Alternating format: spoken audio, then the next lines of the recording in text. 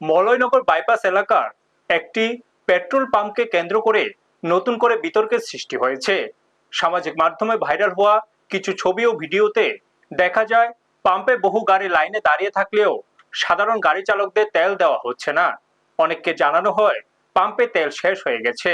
তবে একই সময়ে একটি বোলেরো পিকআপ গাড়ির ড্রামের মধ্যে তেল ভরে দেওয়ার দৃশ্য সামনে আসতে ক্ষোভ ছড়ায় সাধারণ মানুষের মধ্যে।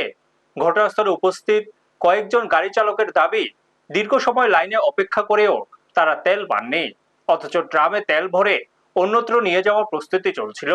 বিষয়টি নিয়ে প্রশ্ন উঠলে পাম্প কর্তৃপক্ষ জানায় ড্রামে তেল দেওয়ার জন্য তাদের সরকারি অনুমতি রয়েছে।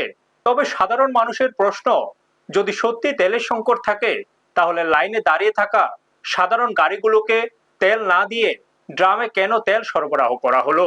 ঘটনাটি সামনে আসার পর সামাজিক মাধ্যমে শুরু হয়েছে নানা আলোচনা। অনেকে বিষয়টি নিয়ে প্রশাসনের নজরদারি ও স্পষ্ট ব্যাখ্যার দাবি জানিয়েছেন। ব্যুরো রিপোর্ট, নিউজ তৎকাল 24।